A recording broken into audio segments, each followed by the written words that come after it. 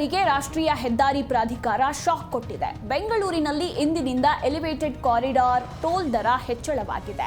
ಹೊಸೂರು ರಸ್ತೆಯ 2 ಟೋಲ್, ಅತ್ತಿಬೆಲೆ ಮತ್ತು electronic city toll ದರ ಏರಿಕೆಯಾಗಿದೆ. ಜೊತೆಗೆ ತಿಂಗಳ ಪಾಸ್ ಹಾಗೂ ವಾರ್ಷಿಕ ಪಾಸ್ ದರವೂ ಕೂಡ ಹೆಚ್ಚಳವಾಗ್ತಿದೆ.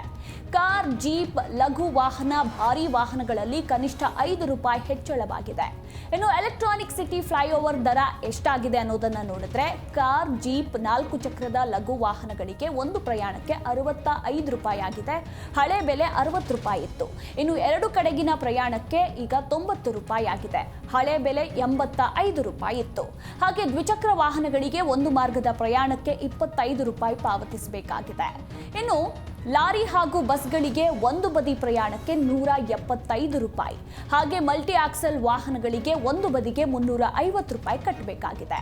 ಇನ್ನು ಅತ್ತಿಬೆಲೆ ಟೋಲ್ ದರ ಎಷ್ಟು ಹೆಚ್ಚಳವಾಗಿದೆ ಅನ್ನೋದನ್ನ ನೋಡಿದ್ರೆ, ಕಾರ್ಗಳು ಏಕಬದಿ ಪ್ರಯಾಣಕ್ಕೆ ₹40, ಹಳೆ ಬೆಲೆ ₹35 ಇತ್ತು, ಈಗ ₹40 ಆಗಿದೆ. ಹಾಗೆ ಲಘು ವಾಹನಗಳು ಮಿನಿ ಬಸ್ ₹65, ಇನ್ನು ಟ್ರಕ್ ಬಸ್ ₹125, ದೊಡ್ಡ ಮಲ್ಟಿ ಎಕ್ಸೆಲ್ ವಾಹನಗಳಿಗೆ ಒಂದು ಟ್ರಿಪ್ಗೆ ₹265 ಇದೆ.